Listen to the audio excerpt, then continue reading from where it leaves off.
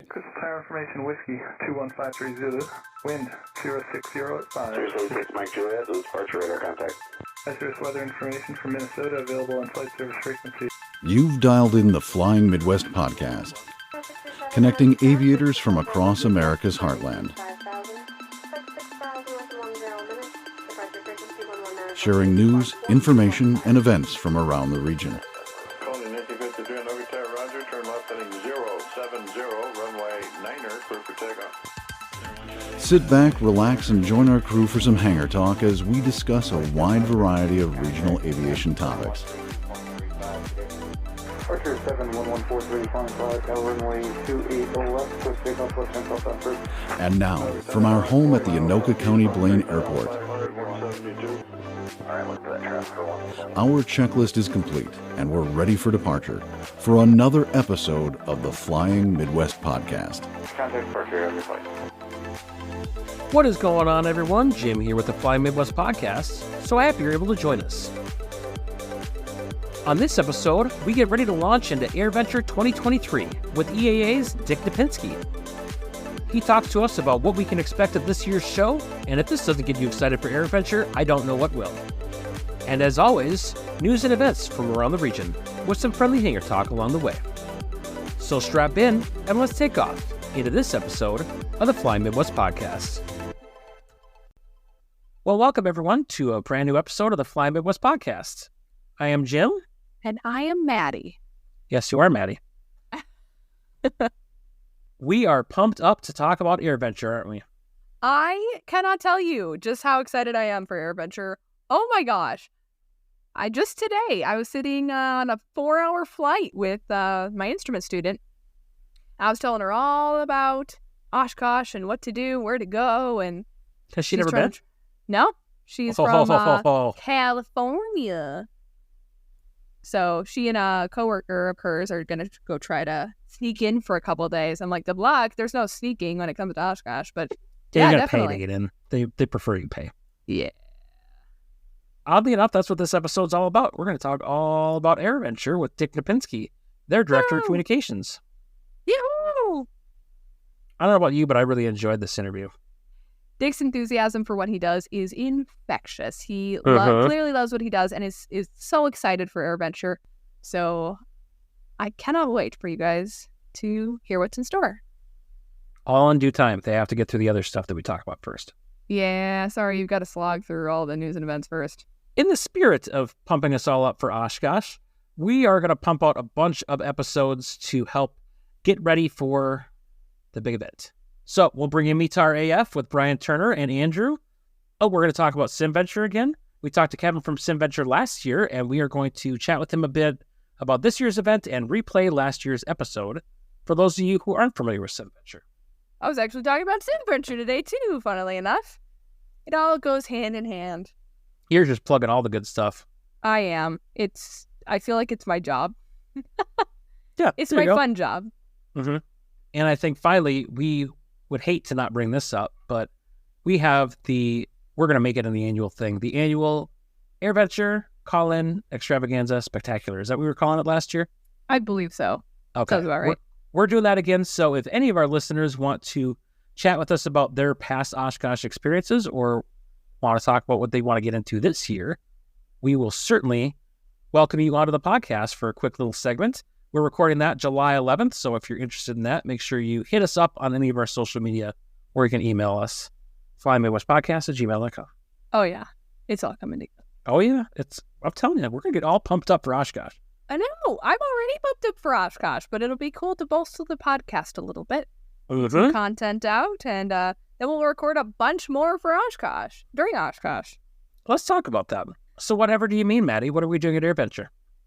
Wow. Jim and I will be in attendance this year, which means that we're going to be wandering around with our little lapel mics on windsocks and our beaming smiles and cheerful personalities, and we want to interview you.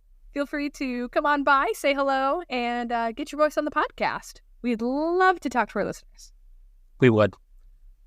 And maybe we could set up like a meet and greet or something at some point. We'll just see what the schedule looks like. Yeah. It may be really sporadic, just depending on what we can get ourselves into. Oh, yeah. The mischief. The mischief is mostly what we're talking about. Well, actually, the mischief may be part of the podcast. I may or may not follow Hannah around as she causes her own mischief in the Warwords area. So okay, we will see how that goes. Gonna see if I like can, it. We'll just follow people around and see what happens. That's not weird, right? Until security tells us to stop. But we have media passes, so that's like our job, right? We do. We're supposed to pester people. So you can send us a message too if you're out there at the big event, and we'll see if we can't connect with some of you. So that is probably the best way to do that. Yeah, always happy to meet our listeners. So, hey, do you know a way that we might be able to better spot them in the crowds? Oh, I think that they need to purchase the wildest color of Flying Midwest Podcast merch possible. I think they should. For visibility. So, if you are interested in getting merch, supporting us, and looking fly at Oshkosh, we have a special promo code for you. If you put in summer23 into the promo code box at checkout, you will get 15% off. Woo! Now would be an awesome time to get that so you can represent us at your favorite event this summer, whether it's Oshkosh or something else. But it's Oshkosh. It's going to be Oshkosh for sure. Yeah. Yep. flyingmidwest.com/merch. Is there anything else we want to talk about, or should we just jump into the news? Oh my God, they destroyed our ramp. They're tearing apart our ramp, so we have to walk like a quarter mile to go get to the planes now. Oh, hell. You're going to be okay? Hot. It was like 100 degrees yesterday. Do you have a bicycle? I don't think they would like me riding a bicycle on the ramp, but yes, I did. It'll probably be fine. That would be interesting. If you tie it down, I'm sure it'd be fine. Wheel chocks and tie downs for your bicycle. So when you move the plane out, when you move the plane out, you set the bicycle up, and it'll secure it until you come back. You're like it. I think you need to try it. But I think we need to get into some news. I think we do too. There's a lot of information to cover with Mr. Knapinski, so let's dive into the news for this episode, shall we? Take it away, Jim. The state of Minnesota's Department of Transportation has released their Minnesota State Aviation System Plan. This document has been published on the website mnsasp.org and is available for public comment through July 12th. This document helps them figure out their overall plan for the aviation system in the state of Minnesota, talking about the 133 publicly owned, public-use, commercial service, and general aviation airports. Whew, say that 5 times fast. It also stems from a 50-year vision plan. There's a lot more information, and if you want to check that out, review the draft and provide any feedback to that draft to MnDOT, there's information for that on their website. Related to that, Ohio is doing something very similar. The Ohio Department of Transportation is also seeking public input as it takes into account thoughts on their comprehensive plan for their over 104 public-use airports. They have a virtual public meeting that will occur at 10 a.m. on July 19th, but surveys are available for people to take pre-meeting. That's open until July 5th. They update this plan about every 10 years. The last time that this report was released was back in 2014. So if you're in Ohio, we will post a link for that as well. Your turn, Maddie. Boy. Oh my gosh, thank you. A man from Indiana appeared in U.S. District Court in St. Louis on Tuesday. Federal charge accusing him of temporarily blinding pilots of a Metro Air Support Unit helicopter back in February. Jason Foster, 47, was indicted on March 8th on account of aiming a laser at an aircraft and was arrested on May 31st in Indiana. He pleaded not guilty to the charge Tuesday. When the incident occurred, the pilots were actively involved in an investigation, and they were temporarily blinded by this act, which is commonplace when lasers are involved. It does blind, sometimes temporary, sometimes it's longer lasting. There was another gentleman was indicted in March who was accused of pointing a laser at a helicopter also in February, who was also pleaded not guilty. This charge carries a penalty of up to 5 years in prison, a $250,000 fine, or both, depending. But we will see where this stuff leads and what the charges actually end up being. Moving over to Kansas, on slightly better news. The Kansas Department of Commerce awarded nearly $20 million for aviation workforce development initiatives, which is awesome. So they said that funding was made available through the Aviation Learning Opportunities and Funded Training, or the ALOFT program, launched by Commerce earlier this year. They also received 12 applications with requests totaling more than $33 million. Kansas is determined to keep themselves as being the number one in aviation, as they have been for a long, long time. And this ALOFT funding is, quote, designed to maintain our best-in-class status. So these funds were designated by another wonderful acronym, the Strengthening People and Revitalizing Kansas, SPARK Executive Committee, and was approved by the State Finance Council to provide capital projects to spur regional economic development in the aviation industry. The aviation industry was one of the most affected by COVID-19, so they want to bolster that, especially because aviation companies, of which there are more than 450 in Kansas alone, that generate over 4% of the state's GDP.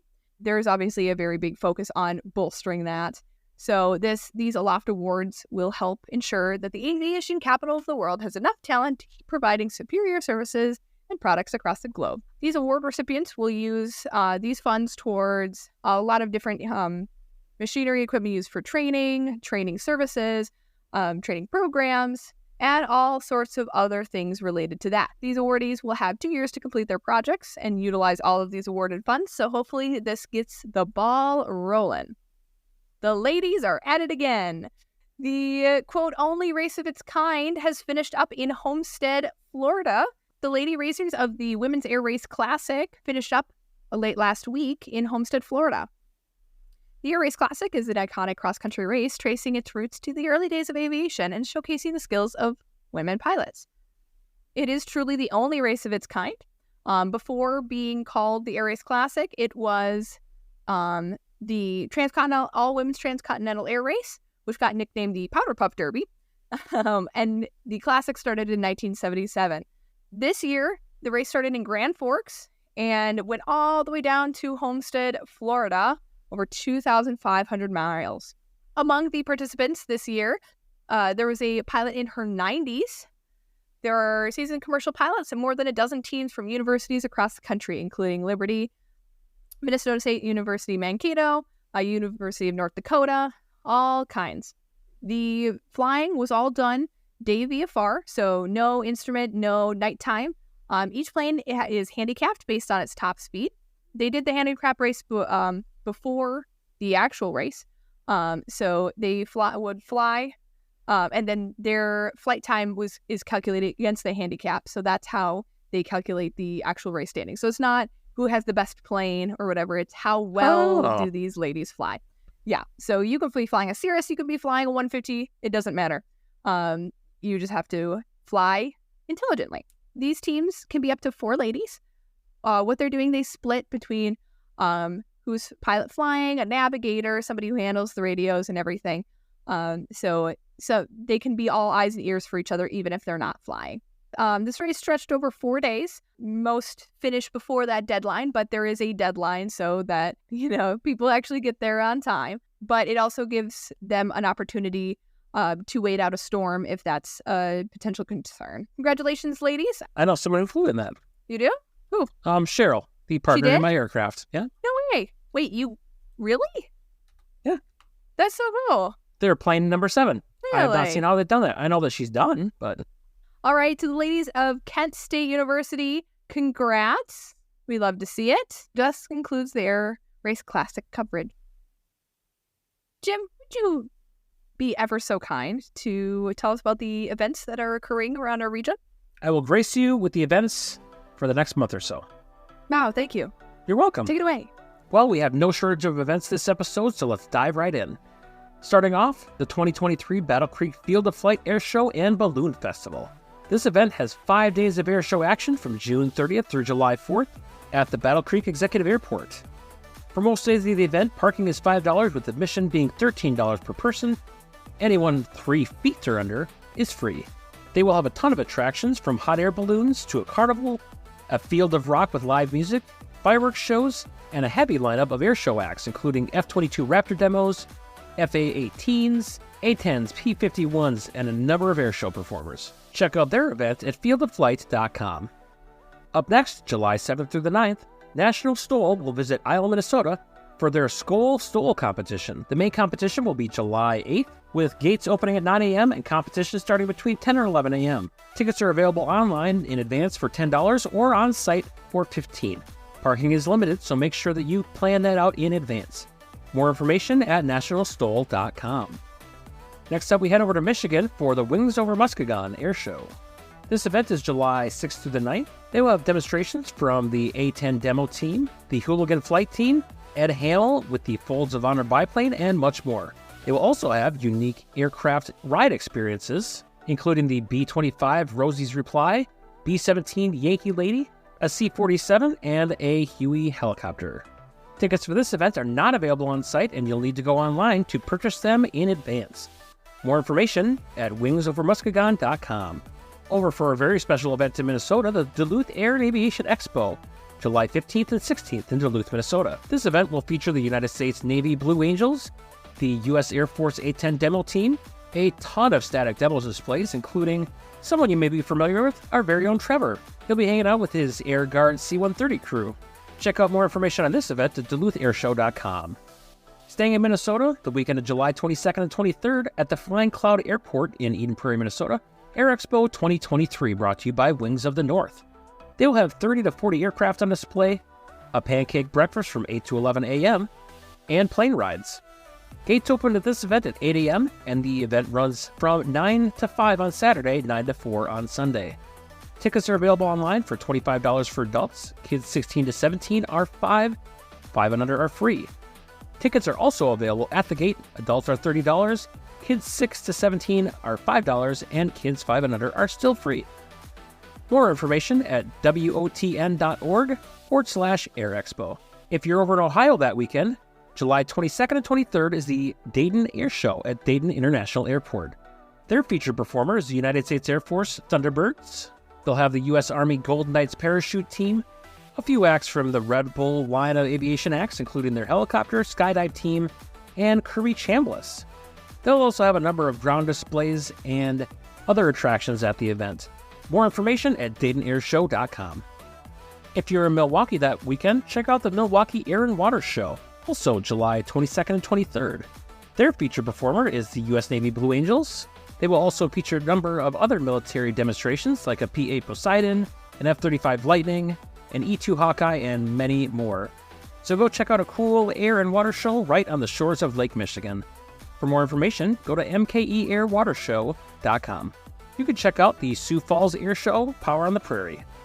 They will have a number of cool performers at that event, including the U.S. Air Force Thunderbirds, aircraft from the South Dakota Air National Guard, a number of civilian performers, and much more. More information on that event is at SiouxFallsAirshow.com. Thank you. That will do it for our events. So, with the news and events out of the way, before we get into our interview with Mr. Dick Knapinski, let's cover a couple of our bills. I don't know. You know, the annual you're playing, yeah, that was probably a little costly. And well, the podcast has an annual, and we've recorded over 100 hours, so we got to do an oil change. So the podcast went out of annuals. Annuals were really expensive. Yep. So let's pay some bills. Time to pay the mechanic. All right. Let's talk about Lightspeed Aviation and their brand of headsets. So we've talked the last couple episodes about their Delta Zulu headset. But if you're a new student pilot or just getting into A&R headsets, you may be looking for something a little lighter in the pocketbook. Well, check out the Lightspeed Sierras.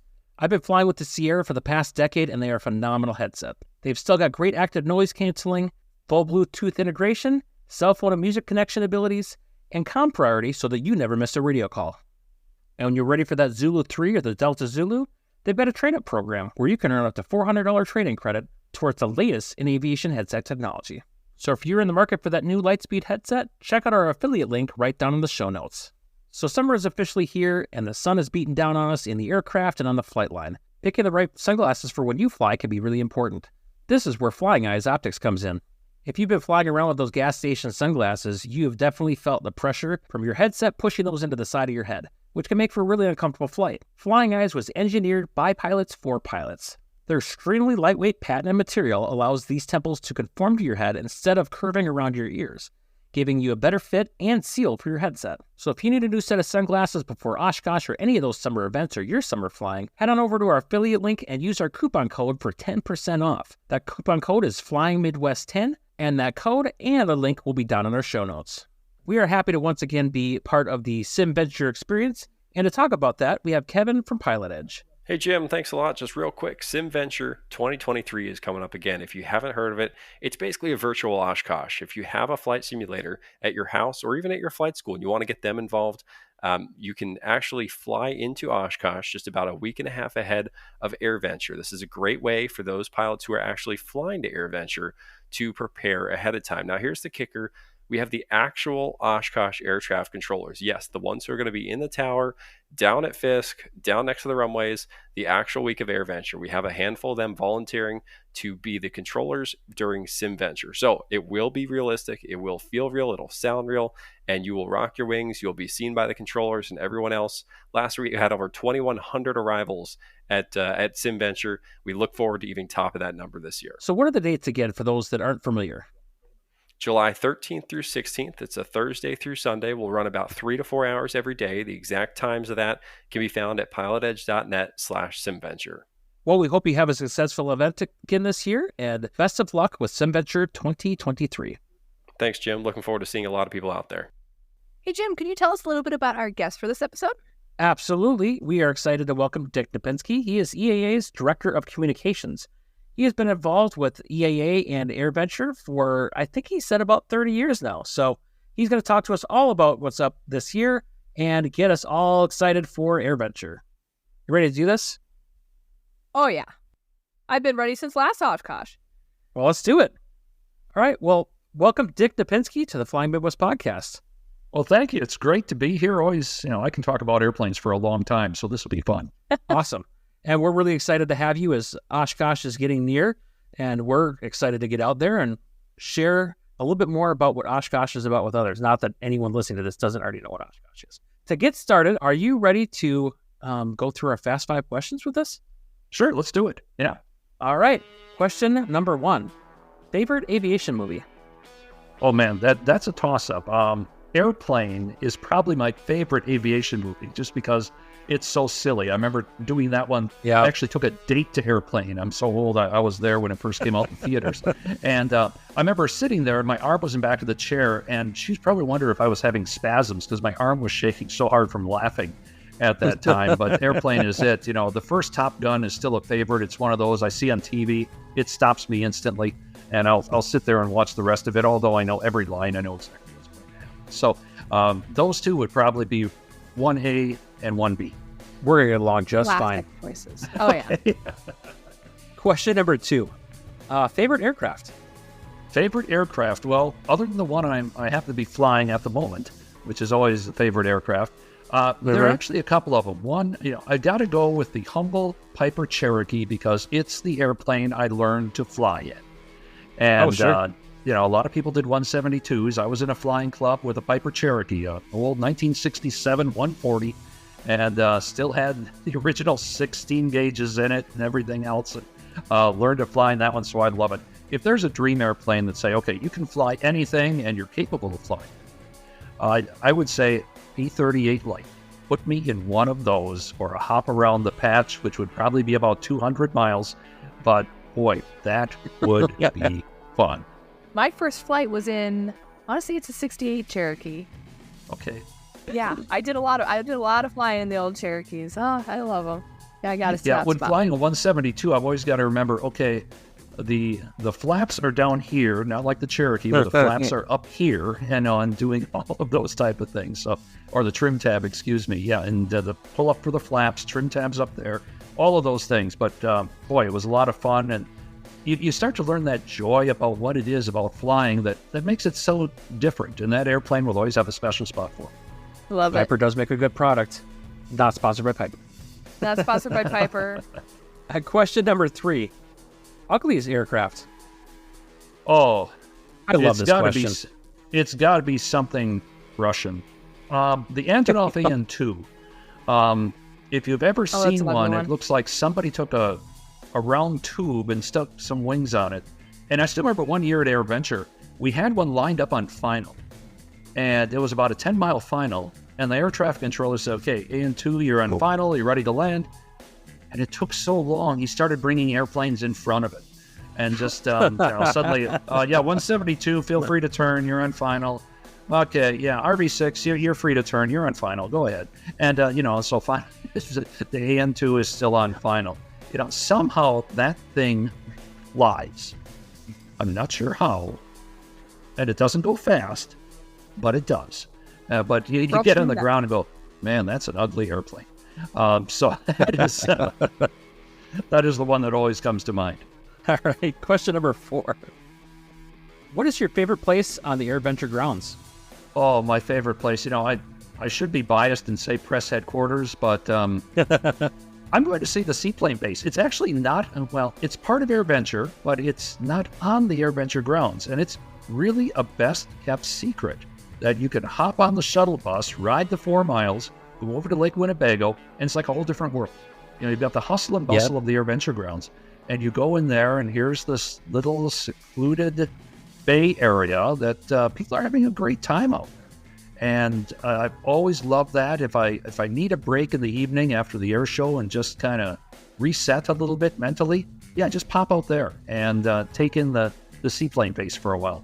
So I really enjoy that. I would think if it's on the Airventure grounds proper, I'd say Boeing Plaza right in the middle, because it changes every day. You can stand there and turn 360 degrees and see a group of airplanes that you'll see really no place else in the world in one place like that. You see an F-16 sitting next to a 747 with a C-17 over there, and they've got the U-2 spy plane coming in soon, and they'll park that over there, and then they'll bring it in, and it is a wonderland just to see all the people walking around those airplanes, where at a typical airport, you would not get that close to them. But here you can walk up to them, talk to the pilots, and that's always a fun place to be, whatever day it is. I'm partial to the seaplane base answer. I actually am talking with one of my buddies. We were planning at least half a day at the seaplane base just to relax. If we're going to be out there that long, then let's take a day and just hang out at the seaplane base and unwind a little bit. You should. One quick thing, though, amazing. If you're going toward the evening, take some bug spray. It's Wisconsin. It's summer. Yep. Mosquitoes are there. Your cutter or off or repel or whatever your favorite brand is, get it out there. Because citronella, I think, just attracts them. That's perfume to those mosquitoes. You better get the strong stuff if you're going out there. Is the Watermelon Social happening this year? Do you know? It is. Yep. My understanding is they're bringing it back. So, bring your watermelon eating style and be ready to go. Oh my God, I'm so excited. All right, final question for you. If you could meet anyone in aviation and have a conversation with them, dead or alive, who would it be? Charles Lindbergh. And I'd say that because, not only because of the flight, but because he had such a fascinating life. I mean, his pre-World War II political leanings aside, which were fascinating how one got to that point, but, the environmentalism he got involved in, his knowledge of flying, the fact that he did go to the University of Wisconsin, I want to ask him about that. If you ever climbed Bascom Hill in Madison, all of those type of things. I think it would be fascinating because, I've talked to his grandson, Eric, on a number of occasions, and he shares a lot of attributes that his grandfather had. But to talk to the man himself, and 33 hours by yourself over the Atlantic, what's playing in your head at that time? Around hour 21 at night, and there's very few reference points, and all beneath you see is black. What drives a person to do that? And I know it's a $25,000 prize, but still, there's something inside of a person that drives them to do that, and that's something that I think would be a fascinating conversation. Totally agree, and I like it because he's a good Western answer. So, yeah, exactly. Well, thanks so much for playing along with our Fast 5 questions. Hope that you enjoyed that as much as we did. So let's start talking about Airventure. Oh, boy. Yeah. July 24th through the 30th, and, the countdown clock is running right now. It's like anytime you build or restore an airplane and say we're 90% done and have 90% to go, that's kind of the feeling you get this kind of year, because there is just so much happening. The the campgrounds start opening and the volunteers start coming in, and you see the tents go up on the grounds, and I kid people, show them around the grounds a month before, and I say, don't worry if you can't remember where everything is, because it's not going to look like this in 3 weeks. The week before, it looks completely different. Sure. You go back to probably Memorial Day weekend. You get through that, and then it starts becoming real. You're saying, oh, yeah, it's coming in, and it's coming fast, and people are making last-second arrangements, and they sign off their emails, see you in Oshkosh, and those type of things. And that makes it exciting. This is going to be number 31 on staff for me, and it never gets dull. Wow. It is something that's evolved through the years, certainly, but it never, ever gets dull, because there's always a new twist. There are always new airplanes. You get to see friends. You meet new people every single year, and that's what makes it so exciting. It really is our family reunion or aviation. There's probably not a better way to put it, because you see a little bit of everything out there, and that's what makes it fun. That family reunion thing, we're going to unpack that a little bit in a bit. So unpack that a bit in a bit. I don't like how I said that. I get it. Yeah, you're fine. Well, before we get there, this is the 70th anniversary of EAA, correct? Correct, yep. 1953 it started out. So how does that impact how you guys are planning the show this year? Do you guys have anything special in store, or any ways you want to celebrate? Yeah, well, we're doing a few things. One, inside the Member Center, which is right at the Four Corners. You go just a little bit west of Boeing Plaza and the Four Corners there. The Member Center, we're setting up a big display of a timeline through the years of EAA. And what's really fascinating is when I started on staff, or actually when I started going to what was then the fly-in in Oshkosh back in 1978, it was such a different look, different feel at that time. But it's evolved and it's become bigger. And to have the opportunity to talk with people who belonged to EAA in those early years and then come through, that timeline gets kind of personal for me, because, oh yeah, I remember that. I remember when Concorde landed here. I remember when that happened, when Spaceship One came, those type of things.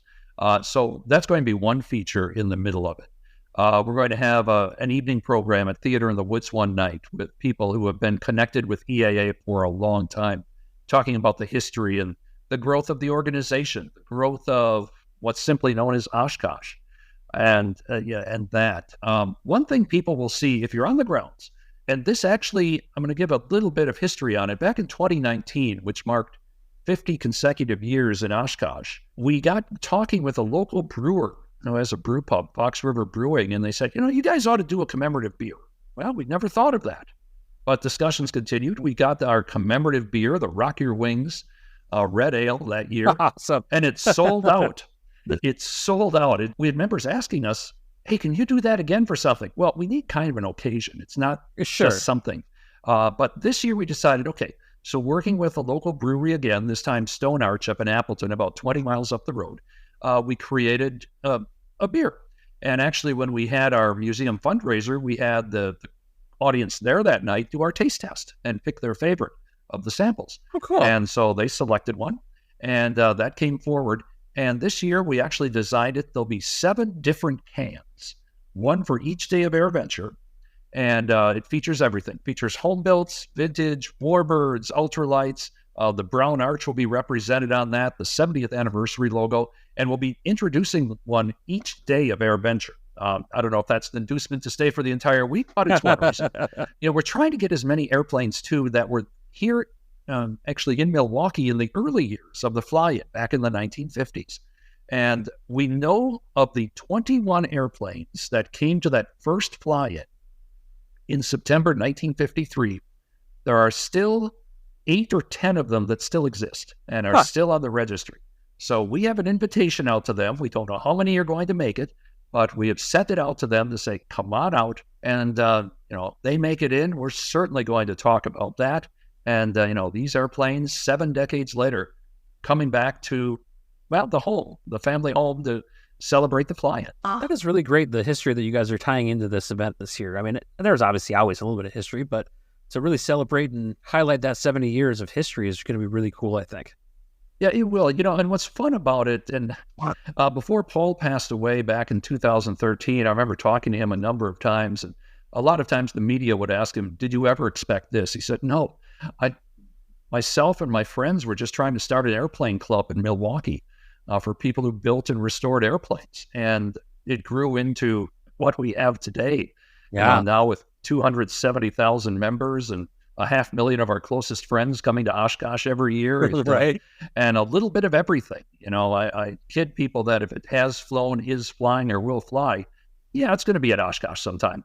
And that's what makes the event fun. You just never know what's coming in. Even here, as we get to a short time before Oshkosh, we've got our planned events. But in the next few weeks, we will get something that says, hey, I've got this done. Could I bring it? Hey, yeah, we'll find a spot for it. Just bring it. Yeah, sure. And we'll park it, whether it's a vintage airplane, a military airplane, a brand new home built, a warbird, whatever it happens to be. I think that's so unique because I feel like, especially nowadays where everything's can be so curated and everything's trying to be so perfect and scheduled. Oshkosh is just one of those things where it's like, yeah, we have everything and it's still chaotic. You've got 8 million things happening at once. But you still have like that freedom that, stuff may just come in. You don't even know what to do with it. It's like, great, glad you're here. I don't know what we're going to do, but it's okay. And I think that's one of the most wonderful things. Well, thank you. And that is part of it. I think it's part of what drew me into the organization when I joined it, was that it is just so interesting to have that vibe. You've got all the stuff that you said is curated. Okay, the Air Force is bringing in certain airplanes. We have to have that timed because only so many will fit on the ramp at the same time. The air show has to be timed out perfectly. You have to make sure you put everything in the right place.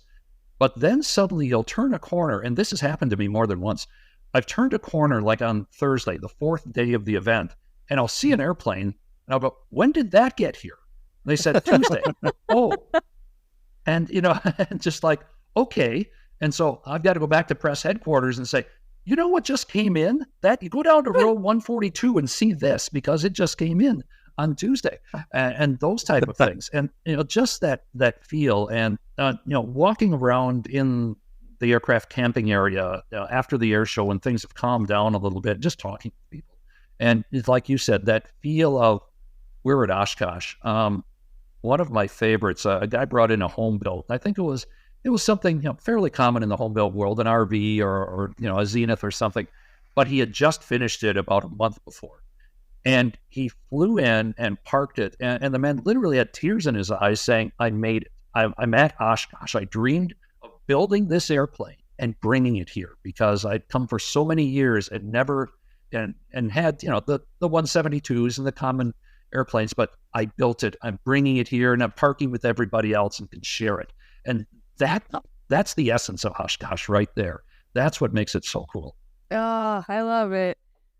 And I know that's not the only story like that. I have a friend of mine. I see her once a year. She's from Oregon, so not close. But she's a warbird fanatic. She works on warbirds and everything. And she comes in, and how she gets home, she doesn't know ever. She's like, "I'll find a way home." I'm like, okay. Yeah. Isn't it? She's like, I'll meet somebody it's never weird. Like, she just finds ways home. It's like, hey, wow. I know you. Oh, I met you a couple of years ago. Do you mind if I tag along back to Oregon with you? Yeah.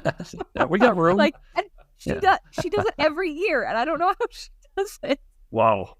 That's a great story. But that's so quintessentially Oshkosh right there. You come in. Exactly. And it's just, you're with the family at that point. And I don't know how many people, I pick up the conversation where I left it last July. And we come in, hey, how's that project going over here? So, it's coming along. Is it, you still working on that? You were trying to get the ailerons lined up right, everything else. Yeah, we finally got that. Here's what we did. And you picked up your conversation where you left it on July 27th last year. And that's part of the fun as well. Oh, I'm just getting so excited for us. I'm so mad. It's still a while away, but it's right there. I can practically taste it. Yep. The dirt in my eyes and everything. Yeah. Love it. Last year, my dad and I brought bikes. All right. Best decision. Oh, in the campground, bring a bike. Indeed. And yes. We learned after a few years of needed a bike. One thing that happens too, to tell another story, Goodwill has one of their retail outlets right across the street from the airport. And every year in July, they stock up on bikes. And they sell them for $20, $25. Wow. And they sell them. And of course, they raise money for Goodwill. It's a noble cause. And at the end, people bring them back and donate them back, basically saying, okay, that's the $20 for transportation I got through the campground this year. And they'll do that. And, it's kind of fun. We talk about all the economic advantage for Oshkosh that comes from it. And it's things like that. It's things like when we had the hailstorm a couple of years ago, Office Depot sold out of bubble wrap because people with cloth-covered airplanes were running out buying rolls of bubble wrap to cover their wings so they wouldn't get hit by the hail. Those type of things. Carpetland across the road ran out of carpet padding because it was all sold to people covering up their airplane wings and fuselages. Someplace I've got an aerobatic airplane photo of I think it was a Great Lakes, completely covered in bubble wrap, waiting for the thunderstorm to come in. Fortunately, it never hailed that night, but that's one of those great, again, quintessentially Oshkosh photos. Well, I think that our podcast talked last year about, like, there's a storm every year, it seems like, and it's always Wednesday night before the night air show, so you got to push it to Thursday, so... Yeah, last year we were lucky. Our thunderstorm came on Saturday beforehand, and then we had 8 perfect days in a row. And we tell people, in Wisconsin in summer, we will never get 7 days like that in a row, ever again. But we'll take them. And yeah, absolutely. It makes logistics a lot easier when you don't have that mud slosher in the middle of things. My dad and I nearly got blown away that Saturday. We were in our tent with those winds. We were literally holding exciting, up, wasn't it? Yeah. We didn't get flattened. It was the wildest couple hours of my life. And we have video evidence. Our neighbor was in a camper. He was filming us. Oh, that's, What a great help he was. Yeah. Yeah, right? He texted us. He's like, you guys can come in. It's like, well, our tent will not be here if we leave. So, right. Yeah. Exactly. Yeah, it'll be down in Fond du Lac at that point. Yeah. Yeah. Hey, it survived. Best tent purchase ever. There you go. So we've talked a little bit about this. I kind of talked around it a bit, but there are so many people that make that quote-unquote pilgrimage to Oshkosh every year, and it is that family reunion vibe. And there's so many people that we've talked to over the years of this podcast that as we talk about Oshkosh, that's what they say. It's a big family reunion. So what is it to you that makes that community so special? Oh, man. I think it really starts with the volunteers. We've got 5,000 people who volunteer there. Some volunteer for 4 hours. Others volunteer for 3 weeks. And, some of our volunteers are already here at Oshkosh. They come in with their campers, they set up, they're ready to go, and they're doing everything from planting flowers to painting picnic tables to, putting up sides of new buildings and everything in between, mowing grass. With 1,500 acres, there's a lot of grass to mow. So you want to get it all squared away so people can park on it. And that's where the family element begins, because those people come back every year and they become individual family units inside the bigger family. And then there's just that feel of you come in, it's Oshkosh, we're here. I think all of us involved in aviation spend a lot of time talking to our non-flying neighbors about aviation, why it's safe, why we spend so much money on it, why, why this, why that, all of those things. If you come to Oshkosh, you don't have to explain. Everybody speaks the language. And it's not this language that you would find, for instance, at Paris and Farnborough, which are wonderful air shows, but it's got a very distinct element, a higher end element to it. But you also have the people who are used to the local fly-in, and they can find it too. So you can actually make this event as big or as small as you want to make it. If you want to try to see everything, you can try to see everything. If you want to spend your entire week in the home-built area, in the forums, in the ultralight area, at the seaplane base, you can do that and find what really fits you. And it is interesting, people who have come in and say, okay, I only have a day and a half here. How do I see everything? Yeah, sure, fine, see everything. Good luck. And, it's one of those things that usually by the end they go, yeah, I've got to come back for 4 days, 5 days and spend it all here. So that's part of it. So that family feel, being able, as I said, pick up that conversation, seeing people year after year, inviting people into that conversation, finding out their stories. There's a certain element of, I wouldn't call it nonchalance, but just kind of informality that makes it special. We often get to people who come in from some of the exhibitors and they say, well, we just came from Paris. Should we dress the same way? I said, yeah, you can wear a tie here, but we reserve the right to laugh at you. Okay, fine. And, and we've had people who have come all dressed up on the first day. And we know before the second day, they've gone across the interstate over to the outlet mall to the Nike store and bought running shoes because they learned after one day what Oshkosh is about. And so, those are the kind of things that happen. And again, those stories are legion on the grounds. And what makes Oshkosh Oshkosh, I very rarely run into somebody who just says, boy, there's nothing here that I've enjoyed. We try to have something for everybody, even those people who are grumpy about everything. We try to include something for them too. But it's something most people are here, as you said, just to share that thing about flying and have that feel. And so it's kind of tough to describe. But once you're here, you realize, yeah, it's the people, it's the airplanes, it's that entire combination put together that makes it so special. When you're here, you're family. Yeah, exactly. Sorry. Yeah, well, you're the family. We've got everybody from the the close cousin to the weird uncle. Yep, they're all here at some point or another, and we're all loving it. We all. By the way, I'm not sure if you're familiar with him, but this is the point where we're going to plug Brian Turner as the weird uncle. If you're familiar with him from Just Plain Silly, that's been a running joke on our podcast for about a year now that we bring up Brian's name about once an episode. So this felt like a perfect time for it. Okay, so we'll go with that. Yeah. All right, so we've talked about the beer, which I will be getting, even though I don't drink. I will be getting all those cans. Other than the beer, what is going to be new? Like, can you give us a little sneak peek at what's going to be new on the grounds this year? Some of the grounds, fortunately for people, pretty much laid out the same as in the past. A couple of things, and they're mostly at the south end. One, we've expanded aircraft parking down there. The South 40, we've acquired some additional land, cleared it out. Really, our goal is to everybody who flies to Airventure and wants to land at Oshkosh, our goal is to make sure they're not diverted. And many years, the airport is filled. We've had to send people to Fond du Lac or Appleton to park, and then they've come up later in the week with their aircraft. We're trying to eliminate that. If you're coming into Oshkosh, we want to make sure you can park in Oshkosh. So we've added about 200 aircraft parking spots this year. Oh, wow. And so that'll be a nice addition. The other thing for people flying in ultralights this year, since we've added that land with aircraft parked on it now, we've had to change the ultralight pattern a little bit. So, yeah, we've squared it off a little bit to follow what's known as Whitman Road, which if you go from Boeing Plaza down to the South 40, that's the thoroughfare that you follow. That's Whitman Road. And so you follow that now and come in. And that's part of the NOTAM or FAA notice this year.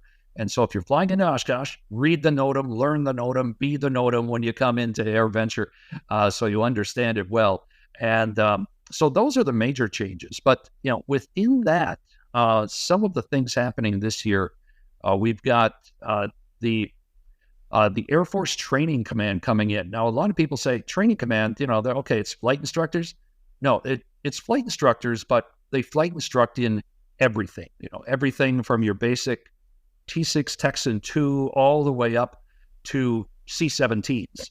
So C-5. So we basically told them, said, bring one of everything, and they're going to try. And so, we'll be rotating those throughout the entire week, and some of the top brass from the Training Command. The Training Command actually touches every single person who enters the Air Force at one time or another, regardless of if they fly or not, what they do, and so forth. So it's really an interesting story. NASA is coming in a big way. If you've ever heard of the airplane, the Super Guppy. Oh, we have. Okay. Yes. Look at Maddie's face. Coming. Yeah. I've seen it fly to McConnell. It's so cool. Oh, yeah. It is. It's like somebody left the helium O's in it, and there it is. It just blew right up. And so that's coming in. And inside of it, they're going to be bringing in a mock-up of the capsule for the Artemis moon mission. So they're going to swing open the nose of the Super Guppy. There will be the Artemis capsule. And so NASA coming in, we're going to have some of the people from the Apollo era and some people from the Artemis era talking about what it was like going to the moon and what Artemis learned from the Apollo missions to go to the moon again in the next couple of years. So that will be part of it as well this year. Another thing, there are only about 20 or 25 flying Corsairs in North America. We hope to have 1/3 to 1/2 of them here this year. Wow. And we have commitments from a great number of them already. You know, you never want to say an exact number because some get added, some, they're airplanes. They have things that don't do what you want them to do sometimes. And so you end up with an airplane and a big bill back in the hangar. But it's one of those things that we want to get. Yeah. But we're putting that with the movie Devotion. If you remember that movie last November came out talking about Thomas Hudner and Jesse Brown, Jesse, the first black naval aviator, and their exploits that earned Hudner the Medal of Honor. So we're saluting that. In addition, we'll have Tom Hudner Jr. and Jesse Brown's grandson there to talk about their father and grandfather's exploits, what it was like. We'll be showing Devotion on Thursday night at the Fly-In Theater, the big 5-story high movie screen that you can get the free popcorn, bring a blanket, enjoy aviation movies. After you've had a whole day of aviation, you watch some aviation movies. That's what we do at Oshkosh. Sure. We just hang out with airplanes all the time. So that's coming in as well. We're doing a salute to public benefit flying. Everything from Coast Guard rescue helicopters to the JARS missionary group that flies in supplies to remote airstrips and so forth. So that will be on Saturday. A lot of those airplanes. A lot of the home builds are celebrating anniversaries this year from a 20th to a 50th and so forth. So it's going to be a great mix. Every single part of the grounds has something big going on. The Cessna 170s are celebrating their 75th anniversary, and more than 100 of them are coming into Oshkosh this year. So they'll all be parked together. So it'll be very bright and shiny, and a lot of people polishing aluminum down at that part of the field. Yeah. At that part. And so, every time there's a bug that lands on it, they're out there with the spray and cleaning it off and everything so it shines properly. All of that, those kind of things. And like I said, in the final few weeks before Airventure, we always get surprised. Somebody will want to bring something in, and our great volunteers on Boeing Plaza will reshuffle everything so they can fit that airplane in there and make it work. So it gets exciting at this time, just looking at everything that could be a possibility this year. For your surprise this year, I got this great little sundowner that you can go out and just park right on Boeing Plaza. Okay. Yeah. I can tell you it will get noticed because everybody goes, what's a sundowner doing out here in Boeing what Plaza? is that thing doing here? Well, they'll think it's famous. It had to do something because it's a sundowner in Boeing Plaza. It must have done something. I will say though that that NASA thing, I got chills when you were talking about that. I'm so excited for that.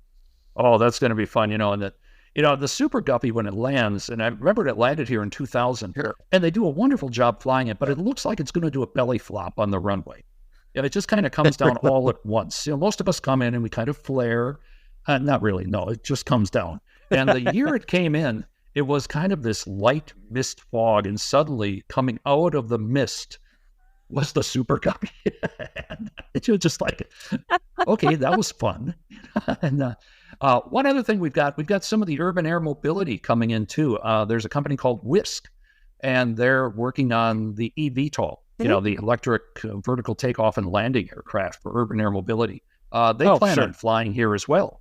And so we're looking forward to that being here as part of innovations on Tuesday and Wednesday. So, it's going to be just a lot of fun, regardless of what you're looking for. And it's interesting when you have 500,000 or so people showing up, you have 500,000 different things, expectations that they want when they come here.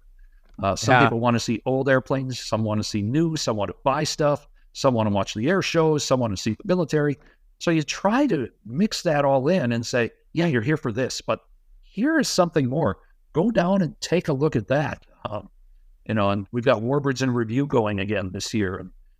We have veterans from World War II, Korea, Vietnam, and the Middle East conflicts all here talking around the airplanes that will be present. Everything from Bud Anderson and the P-51s to some of the jet pilots from Vietnam. And we'll have Vietnam remembered 50 years later this year at Airventure as well. So that's part of it. So again, as we go through the list, I could sit here for a long time and just talk about that. I'm going to need you to extend this another week too, so that I can have 2 weeks to explore all these things. I'm a simple woman. All I desire, airplane, ice cream, and a t-shirt. That's it. You mentioned ice cream, and every so often we get people say, you have to have some healthy options at the concession stands and do that. And we try. There are concession stands. You get gluten-free, you can get vegetarian and so forth. But then we take a survey at the end and say, okay, what were the biggest sellers on the grounds? Cheese curds, root beer floats, bratwurst. Saying, okay, yeah, the health thing goes about right until you get into the food line. Yep. That's quintessential Wisconsin right there, though. Yeah, that is the most Midwest thing I've ever heard. Yeah, that's basically our summer diet, but okay. It's, and it's amazing, Chick-fil-A and the Chick-fil-A, Subway, some of those places tell us they are among the highest grossing restaurants in the world that week of Airventure. They come in and there's just... My God. Because they do so much business at that point. And so you mentioned about the notice. Yep. Obviously, pilots should carefully review the entire notice, but you mentioned some changes. Could you elaborate on some of the changes and things to watch out for this year? Yeah, and some of the big things, we mentioned that about the ultralight pattern if you're flying ultralights. And one thing for the camping this year, traditionally people put their signs in the window, whether it's GAC for general aviation camping. But this year you can actually pick if you would prefer North 40 or South 40 and say if you want to put the N40 in the windshield or the S40 in the windshield. And again, those signs, what you should put on that 8.5 by 11 sheet of paper, right in the NOTAM, it tells you what to put there so the ground volunteers can point you in the right direction. Once again this year, we're going to have the transition areas as we had in past years. That came about because if we had bad weather, especially the weekend before, a lot of people would suddenly bunch up over Green Lake and Ripon and all trying to get to the same spot at the same time. And, that not only led to a big mess trying to sort everybody out, but it was not the safest condition in the world. So a couple of years ago, working with the FAA, we set up the transition areas. So if Green Lake Ripon is full, it moves back a little bit farther to the west, and that's the holding area.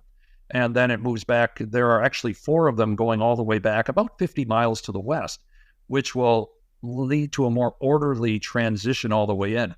And one thing that's interesting now with the emergence of ADS-B that a lot of people have, if somebody tries to cut in line, their neighbors there are not real friendly about saying, okay, and the FAA will say, okay, go back to the end of the line, try that again. You just can't cut in line and come in. So that is a part of it. If people haven't come in for a few years, make sure you read the notice and understand that those kind of areas are set up. We certainly have a webinar that's archived. You can take a look at that and find out a little bit more about it. There's a video that flies the pattern, shows the transition areas. You can learn from that, see the landmarks, get an idea where everything is. So take advantage of those free resources on our website so you can know what's going on. And it's like a checklist. Know the checklist so you don't have to look for it when that time comes. If you know the notice or the NOTAM coming in, you say, okay, that's going to happen here. I understand it. And then you're ready for it. You don't have to hunt around for the notice and find out on page 17 exactly what it's saying. Read that thing carefully is the moral of that story, I think. Exactly. Which they should be doing. If you're flying in, you should be doing it anyways. It's just such a complex environment.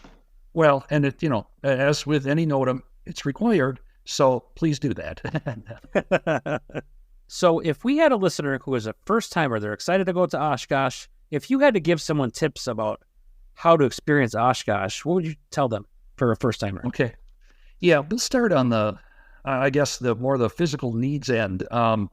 Sunscreen, comfortable shoes, a hat. The first year I was here, I learned a very important lesson. Lip balm. There's nothing like getting sunburned lips on day one and then trying to go through the next 3 days. So lip balm comes in handy. Those type of things just for your physical well-being. It is, I mentioned the Nike outlet. Yeah, they do a great business because people blow out shoes and go out finding what they want. I would say download the app. Go to the App Store, whether you've got a Droid device or an Apple device, and find the EAA Events app and download it. That's where we put everything in there. We take suggestions from people every year and keep on improving the app and adding things to it. And pick up a map. And for people coming in for the first time, okay, we lay out the map as you would walking through the main gate coming to the flight line. So north is on your left. If you look at the map, that's one thing that, people say, why do you lay it out this way? because you're standing here in Boeing Plaza and you're looking at the flight line. That's what you're looking at right there. That's how we laid out the map. Sure. Pick one of those up and study that. If you only have a day or two, and I've told people this, I said, start off by maybe going up to the north end to Warbirds and then working your way down through the home builds, maybe through Boeing Plaza during the day, down to the Vintage, catch a tram down to the ultralights, and take that in, if you can, in the first 4 or 5 hours, and then come back for the air show. Find a spot of grass someplace. And a lot of people like to crunch in at Air Show Center. I have found through the years, what's really an interesting angle is going a little bit north or south, because you see the airplanes flying overhead, but to see the maneuvers at a little bit of an angle is really a fascinating way to look at it. Make sure you get some water, stay hydrated, because you do not realize how much you walk. And you're in the sun, you're at an airport, not a lot of trees, so you're going to make sure you stay hydrated. And, you can bring in water. We make sure that water is one of the cheapest concession things we have. You look, if you go to a sporting event and try to buy a bottle of water, you spend $6, $7. Here we say no more than $2. It's water. Plus we have places you can fill a water bottle throughout the site as well. And, take a break every so often. Find that piece of shade, maybe sitting under the wing of the C-17, lots of shade there. And you'll have an opportunity to do that. And, then in the evening, enjoy the evening program at Theater in the Woods, take in something at the Fly-In Theater, or just wander around and enjoy walking. And the sun isn't at its high point. And if you're a photographer, it's that golden hour between 7:30 and 9 o'clock. If the sun's out, you can get some terrific photos out there. And it's a great time to be a little more casual and talk to people and just enjoy the evening, on the world of airplanes. So, that's one day. If you have a second day, we talked about the seaplane base, get out there, get up to the museum. If you have your wristband during the week, museum admission is free. If you've got kids, we've got a lot of kid stuff going on, Kidventure, a lot of exhibitors have things going on. We've got a brand new youth welcome center that tells families where to go, how to get the youth activities that they have, regardless of the age of kids. Wednesday, we'll have the pedal plane parade again. So about 40 or 50 pedal planes will suddenly be on Boeing Plaza, pedaling their way through with the 5-year-olds, and that's always fun. I always have fun time with that. And just enjoy the moment. And remember the Oshkosh rules. And these go back to Paul Poberezny and Rockford and Milwaukee and all those places where the fly-in was before Oshkosh. If you drop something, pick it up. If you see garbage on the ground, pick it up, throw it away. Don't touch any airplanes without the pilot's permission. If you're taking a picture or looking in the windscreen, watch out for your lanyard, watch out for your camera. Make sure it doesn't bounce into the side of the airplane. That's somebody's pride and joy right there. Not to mention their transportation home. And so you want to make sure that is kept in good order. There's no smoking on the flight line. Please be mindful of that. You've got a lot of airplanes with fuel in them. So, and bring your courtesy, bring your common sense, and just be nice to one another. And it'll go a long, long way to making it work when you're at Oshkosh. I think it's a great wrap up. Oh, yeah. I do have an excellent photo of my dad, wiped out. He's, snoring underneath an Avenger. It's one of my favorite photos of all time. He's just completely passed out.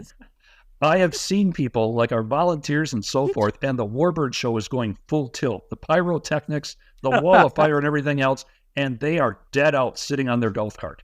They've been working all day in the sun, and it is Armageddon coming through, and they don't even care. They're snoring right there. So, yeah, it does happen. It wears you out, and, people will hit the camper, hit the tent at night. At 9:30, the sun goes down, and so are they. They go down, and they're out, but they're up the next morning at 6, 7 o'clock, ready to go at it again. And so you run on adrenaline, and then hopefully when you head home, as I tell people, I'll sleep in August, because it's, you just run on water and adrenaline for a week and make it all work. There you go. Mm-hmm. I have 1 cup of coffee a day when I'm at Oshkosh. It's in the morning. My dad, we camp in the tent. So we have a little fire, we have our little Yep. water, and we have our little packets of coffee, and that's all I have. And I just blast through the day, like you said, you just survive, and then you go Yep. crash. At the end of the Oh, yeah, night. you do. But there's so much to see. There's so much adrenaline running that you go see this, go see that, maybe go to a forum, go to a workshop, run through the exhibit area, go dreaming. And I always say at Oshkosh, it's the only place that you can buy an airplane T-shirt and then go next door and buy the airplane to match the T-shirt. You can do that. And people do it. That's the scary part of it. They do Yeah. it. And I'm so excited. I just wanted to, Good. I'm sorry. that's what we want. Yes. Yeah, you're Yep. inspiring a lot of the incitement. Your joy for her aviation is infectious. And I'm just Well, really thank you. easy. Well, The countdown begins. Oh, yeah. yes. Well, Jim. we're at that point of our program, Maddie. It's time. It certainly is. Are you ready, sir, to divulge your unpopular aviation opinion? Sure. Why not?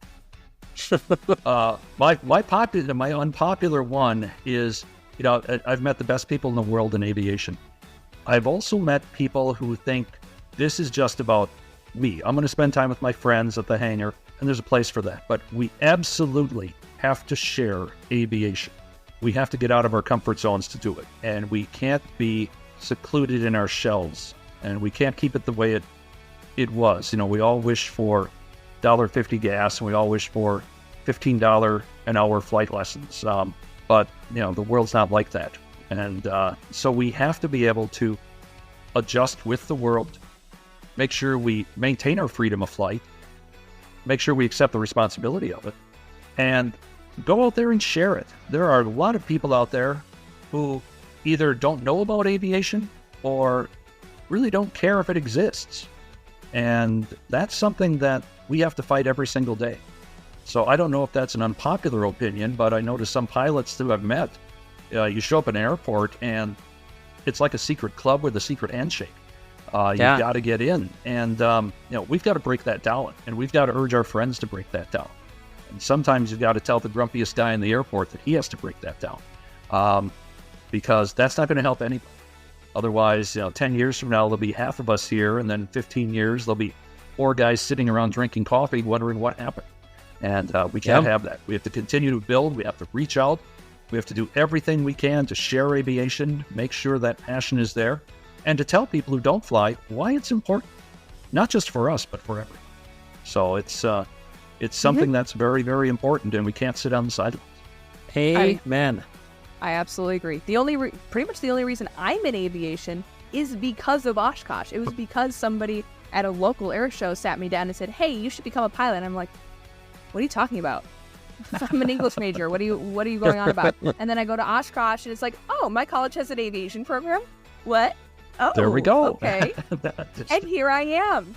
A CFI. Here we are. Yeah. Thankful that $15 lessons are no more. Sorry to all you guys who had $15 lessons. I didn't get them, and I'm glad personally, financially, that they are not under $50. Yep. But well, too many people, out there agree. think aviation is, going to the airport and standing in the TSA line and hoping your luggage gets to the same place you do. And those of us in it know that's not aviation. That's not the There's joy. so That's much not more. the accomplishments. That's Right. not where you can take this machine and go anywhere you want to go. And let's all remember that and work toward letting more people understand that. absolutely. Well, thank you so much, not only for your unpopular opinion, but just everything you shared with us tonight. You've really, we're excited anyways, but you've really helped, light the spark for us to get ready for Airventure this year. So we really appreciate you coming on. Well, thank you so much. And I tell you, looking forward to seeing you on the flight line, looking forward to seeing everybody out there. Let's make it special. Let's have a lot of fun out there and make some memories at Oshkosh this year. Yes, please. Let's go. Well, that was an awesome interview. I am so excited for Oshkosh. Woo. Let's get hyped. We already we're are. already hyped. We've gotten that. We will stay hyped until Airventure starts. And then through Airventure, and probably need to have about a week to recover from Airventure. As I think Dick will need the same thing. So Yes, we will all need a hearty week's rest. Post Airventure depression. Post-Airventure depression. Yeah, something like that. You never heard of like post-blank depression? Yeah. Well, I have now. Post-Airventure depression. Now. Well, it's a good thing that I'm going to go to a lake the week after, so I will be able to properly recover. That sounds wonderfully calming and relaxing. It's going to be pretty great. I'm going to be back instructing when it's like 1.5 degrees out. It'll probably be fine. It'll probably be 110 because it's going to be freaking August in Wichita, Kansas. Yep. Freaking ha. Yippee. We got a whole bunch of stuff coming up here in the next few weeks, but our next actual episode is with Mr. Richard McSpadden. Oh my gosh, another banger. Yep. Oof. The Richard McSpadden. Y'all haven't heard that wrong. Mr. McSpadden is the executive director of the AOPA Air Safety Institute, which you might be familiar with their crash investigations and other such videos Or on podcast. YouTube. Mr. McSpadden is also the host of the podcast. There I was. There I was. He has a host of accolades and things that he has done in his life, and he is very passionate about what he does. So we're very excited to have him on with us next episode. And in the meantime, you might hear a couple of bonus episodes mixed in here and there as we get ready for SimVenture and Airventure and all of the things. So all of the things. Stay tuned to where you get our podcasts for the bonus episodes as well. Also, T-minus less than a month from Oshkosh. Woo! Be there, be square. And make sure you bring your merch. Wear a shirt so we can find you. flyingmidwest.com/merch. Oh, and there's 15% off right now. Get 50% off with Summer 23. And if you forget all that information, all that is down in the show notes as well. So be sure to check that out. Whomever is listening right now, I need you to get a hot pink t-shirt and wear it to Oshkosh. Did both of you hear that? Got it. Andrew, I expect that you wear a hot pink shirt. Mom, wear yours. Your mom's not coming to Oshkosh, is she? I know. But she's listening. She's She's listening. Okay. She's listening. All two Got people. All right, both of you get your hot pink t-shirts. My mom already has one. Yeah. All right, fine. Then Andrew, get your hot pink t-shirt. Hey, if you like what we're doing on the Flying Midwest podcast, you can jump on your favorite podcast streaming service and leave us a rating and review so that we can get the word out to others. That's a good way to help us let others know that we're here. If you really, really like what we do on the podcast, consider supporting us on Patreon. We have several levels that you can choose, and you will get access to exclusive content, bonus stuff, blog stuff, good stuff.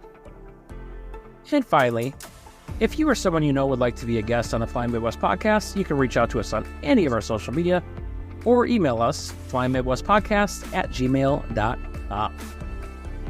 I think that's all the things. Is that all the things? That's all the things. Huh. Well, Jim, it's been a pleasure. As always. Until next time. See ya. See ya. Flight 536, contact Minneapolis Center 132.35 today. Thanks so much for joining us on the Flying Midwest podcast. Until next time, podcast service terminated, squawk VFR, frequency change approved. Good day.